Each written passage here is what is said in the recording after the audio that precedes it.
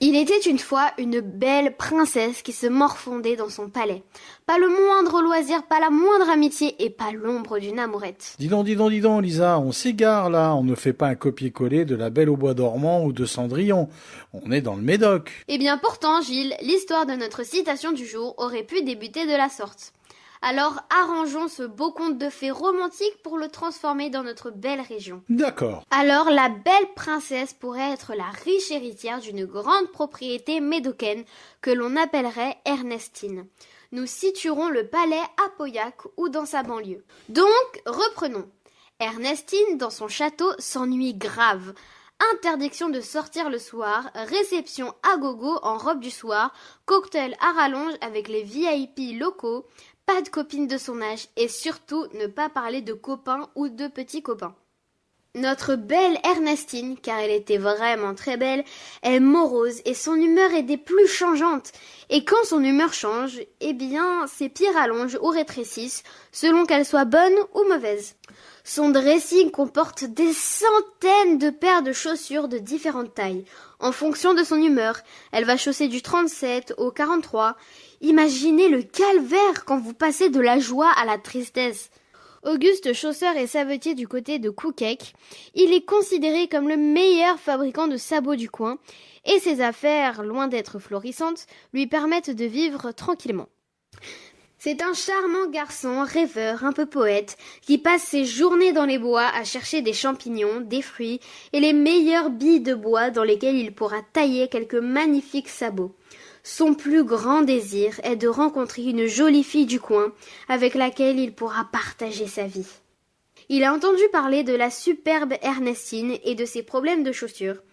Il en a entendu parler par son père, qui le tenait de son père, qui lui-même le tenait de son père, qui lui aussi... Bon, on va s'arrêter là dans l'énumération. Qu'il existe dans un bois médocain un arbre spécial mais que personne n'a encore trouvé. Auguste se rend au château et demande à voir Ernestine. Le père et la mère ne l'entendent pas ainsi et viennent lui demander ce qu'il veut. Auguste, un peu fanfaron, explique aux parents que, s'il peut voir Ernestine quelques instants, il lui fabriquera une paire de chaussures magiques qui s'adaptera à ses humeurs. Avant de le faire jeter dehors comme un malpropre, les parents un peu pervers autorisent Ernestine et Auguste à s'apercevoir quelques instants. Et là, coup de foudre mutuel, les joues rougissent, les mains deviennent moites, la boule au ventre monte et descend. C'est le grand amour instantané. Auguste promet à Ernestine de lui fabriquer cette superbe paire de chaussures et de revenir demander sa main. Et Auguste, le cœur léger et plein d'allégresse, rentre chez lui, s'allonge dans l'herbe et s'endort en rêvant de sa belle Ernestine. Et au cours de son rêve, il voit l'arbre dont lui avaient parlé ses aïeux. Il voit aussi une lumière qui l'attire, la suit, arrive au pied d'un petit arbre rabougri qu'il avait vu des centaines de fois auparavant, mais qui ne l'intéressait absolument pas. C'est pourtant lui, l'arbre magique.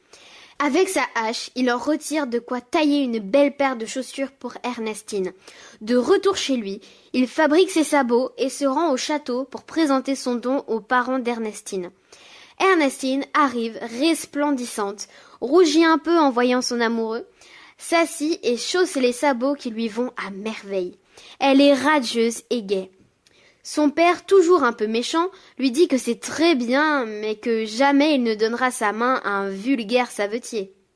À ces mots, la belle entre dans une incroyable tristesse et ses pieds rallongent. Et que se passe-t-il ? Eh bien, les sabots restent parfaitement adaptés à sa pointure. Auguste, malicieux, dit aux parents que l'on dit avares comme des rats. Vous imaginez les économies que vous ferez, vous n'aurez plus à acheter 7 paires de chaussures à la fois pour votre Ernestine. Alors donnez-moi sa main. Les parents intéressés par ces gains substantiels ne peuvent refuser une telle offre et autorisent le mariage d'Ernestine et Auguste. Ils se marièrent, eurent beaucoup d'enfants et ainsi naquit le dicton « Trouvez chaussures à votre pied ». Et en attendant mon savetier, je vous retrouve dans 2 semaines. D'accord Lisa, mais te trompe pas de pointure. Et on retrouve les petites histoires du Médoc, bien entendu, en podcast sur notre site cdmradio.fr. Bonne soirée à tous.